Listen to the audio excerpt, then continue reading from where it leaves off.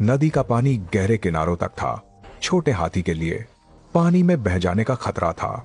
मियां और एक अन्य हाथी ने बाउदी को बीच में रखा। साथ ही शिकारी भी आसपास घात लगाए थे। बाढ़ का पानी तेजी से बह रहा था। बाउदी थोड़ा डर गया था। जब वह धीरे धीरे आगे बढ़ रहा था, अचानक छोटा हाथी नदी के बहाव में बहने लगा। मियां ने तुरंत उसे खींच लिया। उसने अपने पैर से छोटे हाथी को रोका। साथ ही एक अन्य हाथी ने अपने शरीर को बाउदी से सटाया। तब जाकर वे तेज धारा का सामना कर पाए। जल्दी ही बाउदी उथले किनारे तक पहुंच गया। उनका पूरा परिवार आखिरकार दूसरी तरफ पहुंच गया। यहाँ पर अन्य परिवारों की पुकार साफ सुनाई दे रही थी। यहाँ दर्जनों हाथी परिवार एकत्रित थे। ये एक बड़ा हाथी झुंडों का मिलन था, जिसमें दूर के और पुराने परिचित थे। साथ ही ये एक पुरानी यादों को ताजा करने का अवसर भी था। बाउदी ने पहली बार ऐसा दृश्य देखा। वह खुशी से दौड़ने लगा। यहाँ सभी अच्छे दोस्त थे, कुछ भी बुरा नहीं था। अचानक सामने का एक दृश्य उसे हैरान कर गया। एक और भी विशाल नर हाथी प्रकट हुआ। ये उसके द्वारा देखा गया सबसे बड़ा जानवर था। वह नर हाथी उसकी मां से मिल रहा था। वह ताजी का पहले जन्मा बच्चा था। नर हाथी जब वयस्क हो जाते हैं, वे परिवार छोड़ देते हैं, जबकि मादा हाथी जीवन भर परिवार में रहती हैं। ये मिलन समारोह हाथी परिवारों के बीच संपर्क का सेतु बनाता था। बाउदी ने कोशिश शुरू की अजनबियों से बातचीत करने की। यहां पर उसने एक नया संसार खोल लिया। साथ ही यह दोस्ती शायद उसके भविष्य के जीवित रहने के लिए महत्वपूर्ण सुरक्षा प्रदान कर सकती थी। कई महीने बीत गए। सूखे के मौसम के आने के साथ इस भूमि में बड़ा बदलाव आया। बाउदी अब 6 महीने का हो गया था। वह और मजबूत और आत्मविश्वासी हो गया था, लेकिन वह अभी भी मां के दूध पर निर्भर था। सूखने वाली नदियां झुंड को थोड़ी ठंडक प्रदान कर सकती थीं। बाउदी वयस्क हाथियों के साथ सीख रहा था कि शरीर पर पानी कैसे लगाया जाए ताकि त्वचा को लंबे समय तक सूखने से बचाया जा सके। मौसम का बदलाव ताजी को हमेशा मजबूर करता था। कीमती पानी के स्रोत की खोज करने के लिए उसके दिमाग में स्मृति का नक्शा पूरे परिवार को ले जाता था। एक साथ आगे की ओर। वयस्क हाथी रोजाना 180 लीटर पानी पीते हैं। इसका मतलब है सूखे के मौसम में भोजन और पानी की तलाश में झुंड को रोजाना दर्जनों किलोमीटर चलना पड़ता था।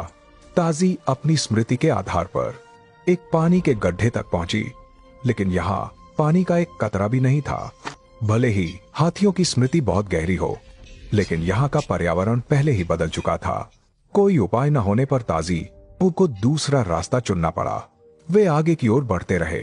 जब उन्होंने दूर एक गांव देखा, झुंड हैरान रह गया। जहां पानी का स्रोत था, उसे मनुष्यों ने पहले ही खोद लिया था। ताजी के जन्म से अब तक अफ्रीका की आबादी दोगुनी हो चुकी थी। उनकी निवास भूमि लगातार सिकुड़ रही थी। बाउदी ने पहली बार इंसानों को देखा।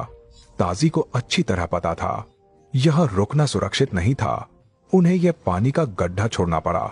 भारी शरीर को खींचते हुए वे आगे की ओर बढ़ते रहे, सूखे की गंभीरता के साथ। ताजी का झुंड पूरी तरह थक चुका था। उन्हें रुककर आराम करना पड़ा। बाउदी अपनी मां के शरीर से आखिरी कुछ बूंदें दूध पिया, क्योंकि पानी की कमी थी। मियां भी अब और नहीं टिक पा रही थी। छोटा हाथी इस चरम जलवायु में शायद अपना पहला साल जीवित न बिता पाए। वे आगे की ओर बढ़ते रहे।